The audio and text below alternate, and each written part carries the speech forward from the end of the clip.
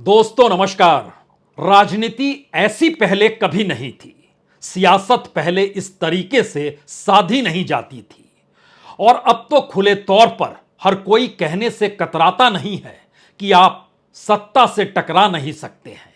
सत्ता के पास जितनी ताकत होती है वो अपने अनुसार समूचे सिस्टम को ढाल लेती है। लेकिन इन सब के बावजूद भी राहुल गांधी खड़े हुए हैं।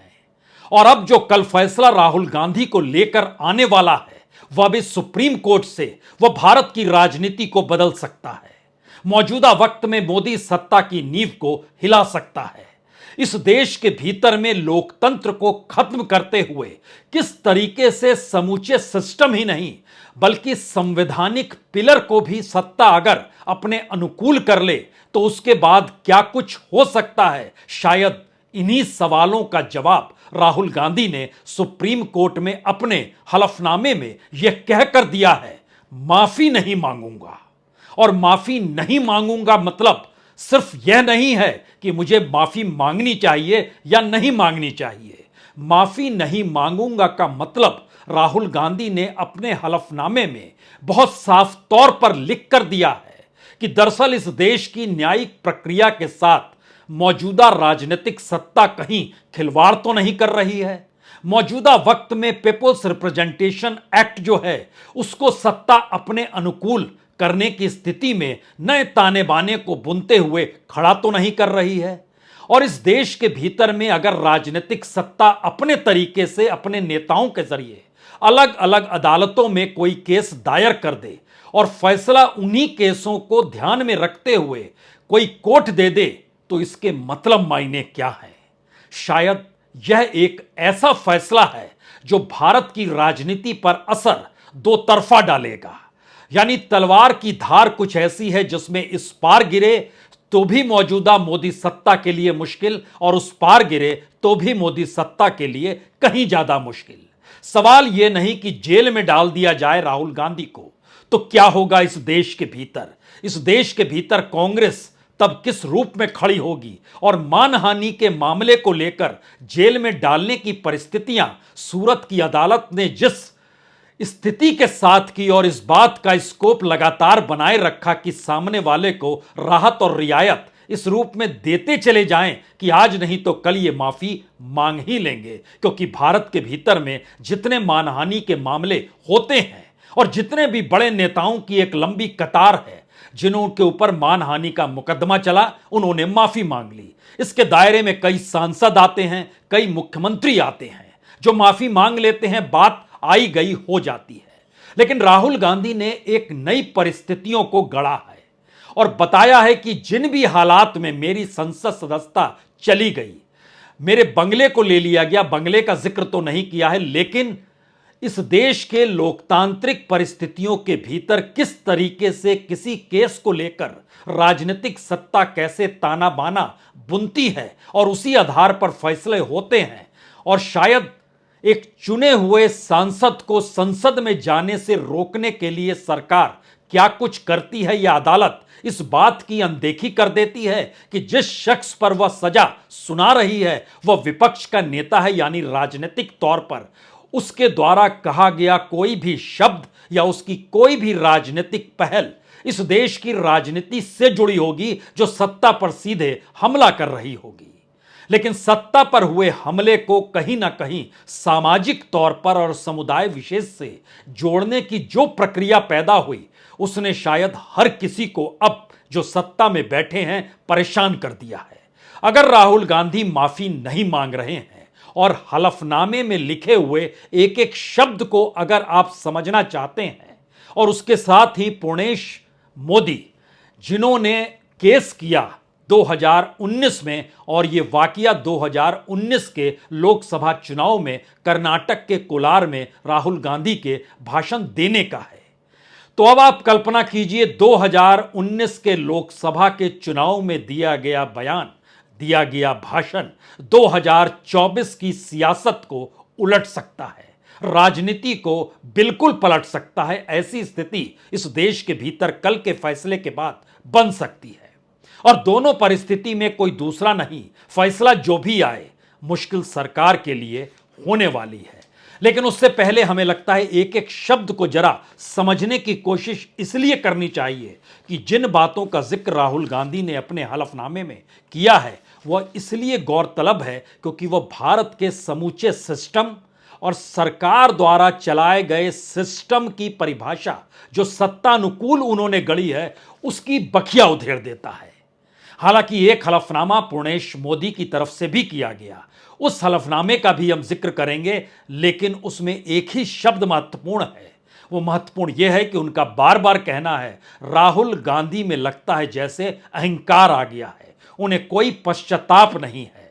और राहुल गांधी खुले तौर पर कहते हैं उन्हें कोई पश्चाताप नहीं है, लेकिन यह अहंकार नहीं है, यह मौजूदा राजनीतिक सत्ता से टकराने का और उसकी हकीकत को इस देश के सामने रखने के राजनीतिक जमी को तैयार करने की सोच है। तो आइए जरा इस हलफनामे की परिस्थितियों को परखना इसलिए जरूरी है क्योंकि कल फैसला इसी पर आधारित होगा। केस को रफा दफा करने के लिए वो माफी नहीं मांगेंगे। इस हलफनामे में पहला शब्द यही लिखा गया है। यानी ऐसा मत सोचिए कि हम चाहते हैं केस को रफा दफा कर दिया जाए इसलिए माफी मांगे, बिल्कुल नहीं, माफी नहीं मांगेंगे क्योंकि सूरत की अदालत ने जो सजा सुनाई है वह बिल्कुल गलत है, वह उचित नहीं है। और राहुल गांधी के हलफनामे में है कि वो चाहते हैं कि सजा पर रोक लगे, संसद का दर्जा फिर से हासिल हो, यानी संसद में बतौर संसद सदस्य वो जाकर बैठ सके, लेकिन माफी नहीं मांगेंगे।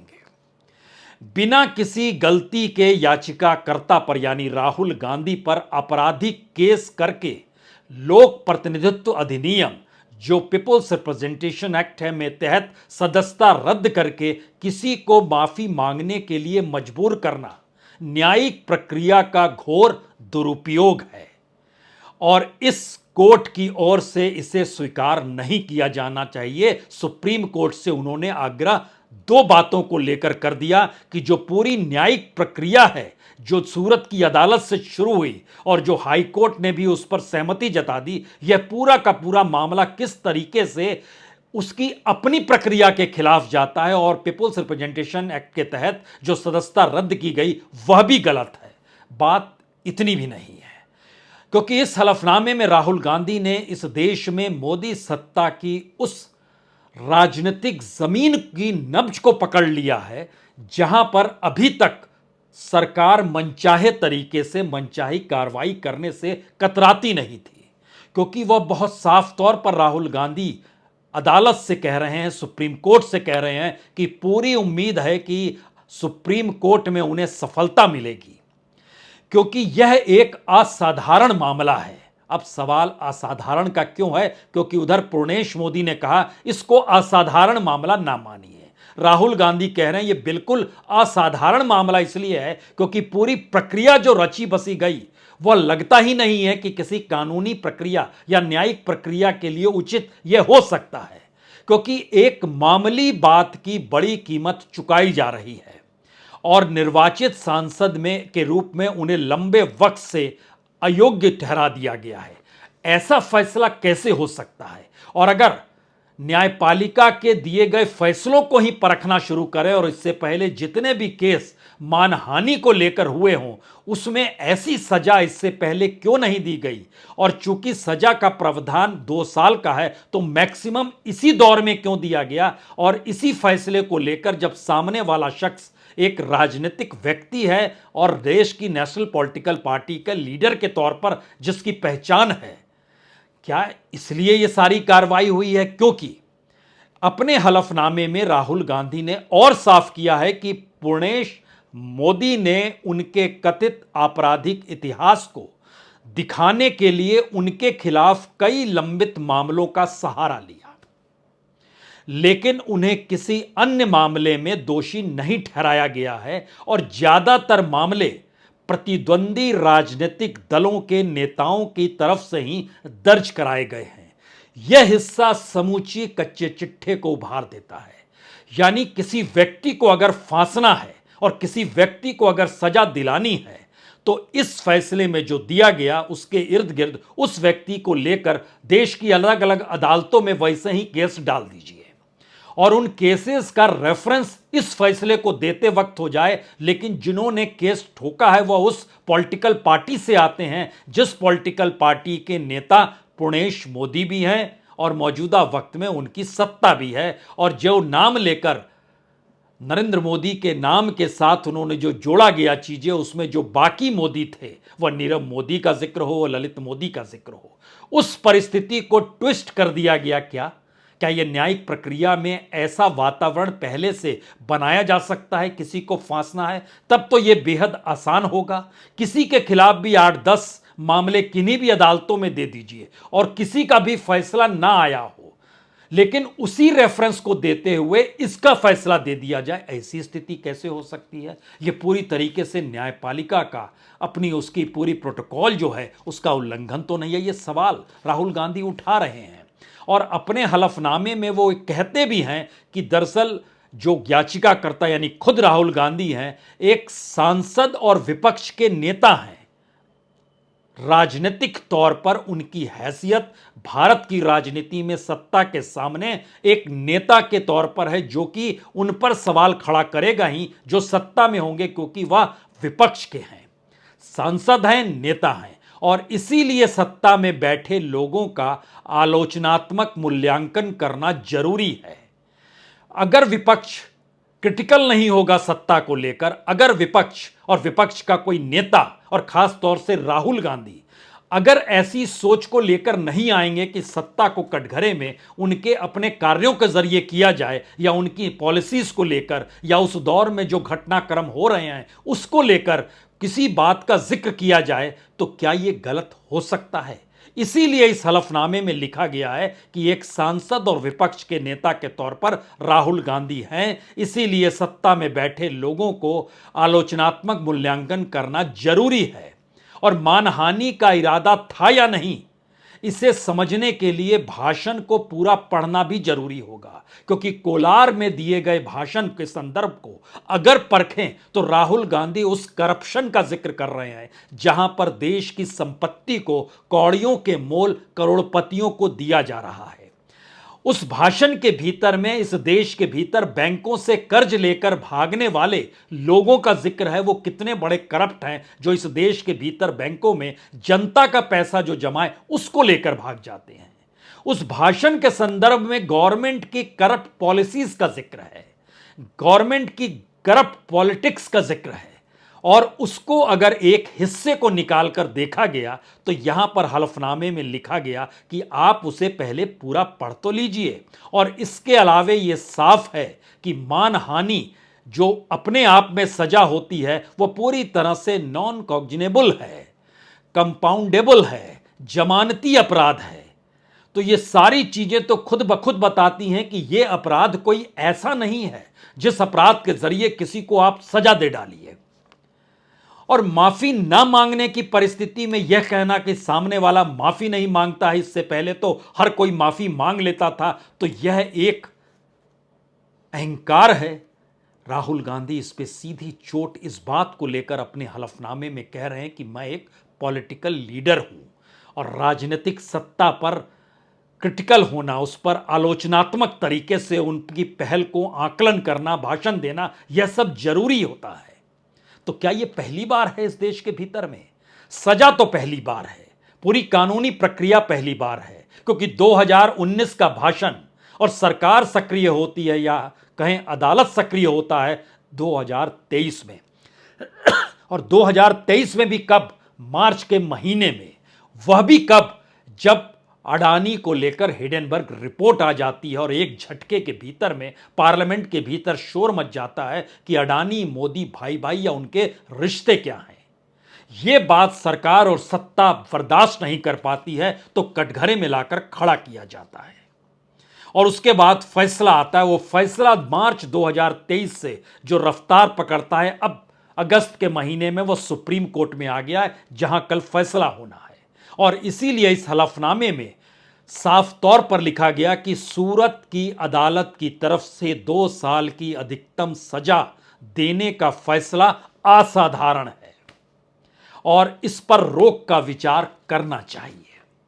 हलफनामे के एक एक शब्द के ठीक समानांतर एक क्षण के लिए सोचिए कि कैविएट लगाया था पुणेश मोदी ने, जिन्होंने सूरत की अदालत में यह केस किया था मानहानि का लेकर। उन्होंने अपने हलफनामे में क्या किया, यह भी जानना बड़ा महत्वपूर्ण है, जो उन्होंने सुप्रीम कोर्ट को सौंपा है। उन्होंने 31 जुलाई को सुप्रीम कोर्ट के भीतर जो जानकारी दी, वह भी बड़ा शानदार तरीके से है, जिस हलफनामे को उन्होंने दिया है। उनका कहना है कि प्रधानमंत्री नरेंद्र मोदी के प्रति राहुल गांधी की व्यक्तिगत नफरत के कारण उन्होंने उन लोगों का घोर अपमान किया जिनका सरनेम संयोगवश प्रधानमंत्री का सरनेम है।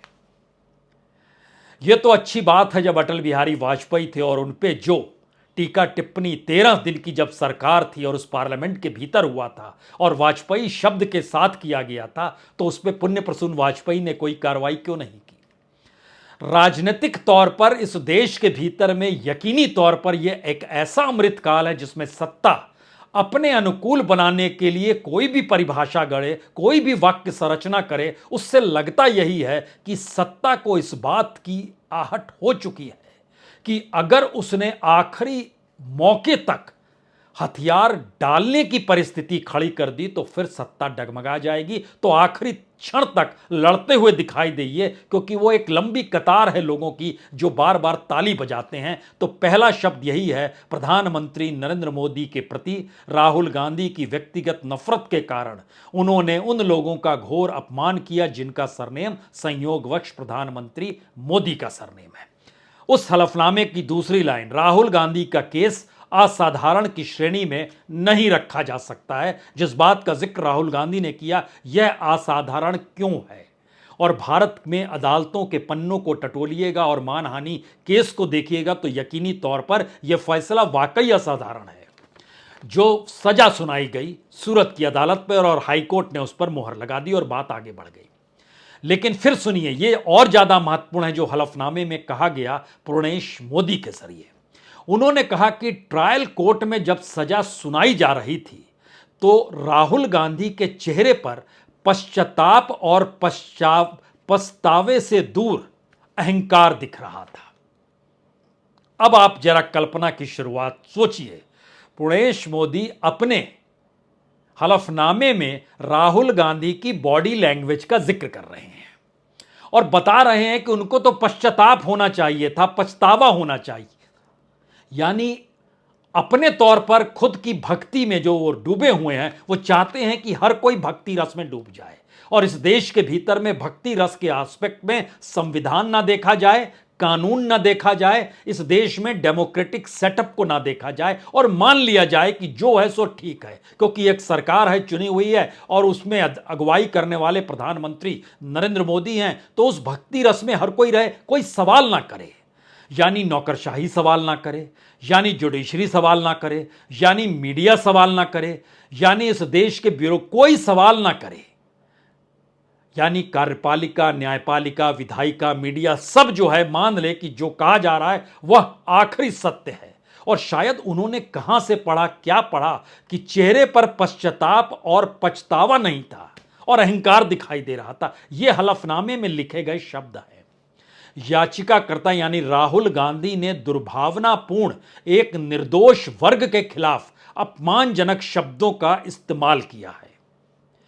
आप ध्यान दीजिए किस तरीके से नरेंद्र मोदी, पुणेश मोदी होते हुए यह मोदी और उसके बाद समूचे ओबीसी को दायरे में लेने की परिस्थिति भारत की राजनीति में इस केस के जरिए की गई और राजनीतिक तौर पर लाभ मिल जाए, इसलिए समूचे देश में इस मानहानि के मुकदमे पर जो पहला फैसला आया उसके बाद पूरे तरीके से इसको ओबीसी समाज से जोड़ दिया गया।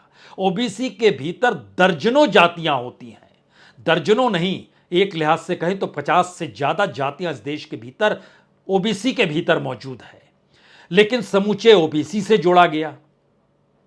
अब कोई सवाल पूछ सकता है कि ओबीसी के दायरे में तो अखिलेश यादव भी आते हैं, उन्होंने क्यों नहीं कहा?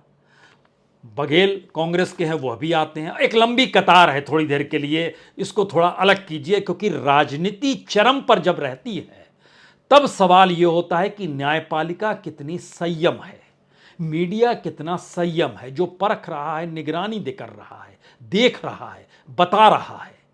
यही वो परिस्थिति होती है जहां पर भारत का लोकतंत्र और भारत का संविधान चेक एंड बैलेंस करता है। लेकिन एक झटके में जो चीजें होती चली गई, पार्लियामेंट के भीतर मोदी अडानी के नारे लगने के बाद से और राहुल गांधी को कटघरे में खड़ा करने के बाद, फैसला और फैसले के बाद जिस तरीके से 24 घंटे के भीतर उनकी संसद सदस्यता को खत्म करना और फिर सरकारी बंगला ले लेना और उसके बाद सियासत का नया रंग, लेकिन इन सब का अंत कॉन्स्टिट्यूशन के दायरे में तो होना ही है। तो कल का फैसला आएगा, लेकिन बावजूद इसके जरा उस हलफनामे के भीतर जो पुणेश मोदी ने लिखा है, 2 लाइन और सुनिए। राहुल गांधी देश के निर्वाचित पीएम के प्रति व्यक्तिगत घृणा से प्रेरित थे, इसीलिए बयान दिया। यानी एक तरफ वह पूरे समुदाय को लाते हैं और अगली लाइन में दोबारा से व्यक्तिगत घृणा से प्रेरित शब्द का इस्तेमाल करते हैं। उस करप्शन का जिक्र नहीं करते हैं जहां नीरव मोदी का नाम लिया गया, जहां ललित मोदी का नाम लिया गया, उन नामों का जिक्र कहीं नहीं होता है, वह भी तो मोदी हैं। और फिर यह कहते हैं चूंकि यह बयान निर्दोष वर्ग के खिलाफ दिया गया, इसीलिए वह किसी दया के पात्र नहीं है। यह है पुणेश मोदी का पूरा हलफनामा। सवाल यह नहीं है कि 2019 के चुनाव में दिया गया भाषण 2024 की राजनीति को कैसे पलट देगा। अब सवाल यह है कि सुप्रीम कोर्ट का फैसला मौजूदा वक्त में कांग्रेस के लिए शायद एक अमृत की स्थिति में लाकर खड़ा कर चुका है, जहां पर भारत के भीतर में फैसला जो भी आए, राहुल इस देश के भीतर में नेता का जेल जाना और नेता को फंसाना और नेता का छूट जाना, दोनों परिस्थितियां किसी भी राजनीतिक दल को खड़ा कर देती है। और राजनीतिक सत्ता के लिए यह सबसे मुश्किल सबब होता है कि वह जिस तरीके से दाना पानी फंसाने के लिए डालता है और वह जब वक्त आखिर में आता है जहां दाना पानी खत्म हो गया तो सामने अगर चुनाव खड़ा हो तो फिर कितनी मुश्किल राजनीति करने वालों के लिए होती है। ये शायद आज की तारीख में प्रधानमंत्री कार्यालय के भीतर की उस धड़कनों को सुनने से समझ में आएगा, जिसको लेकर चिंता इस बात की जरूर है कल सुप्रीम कोर्ट कौन सा फैसला देगा।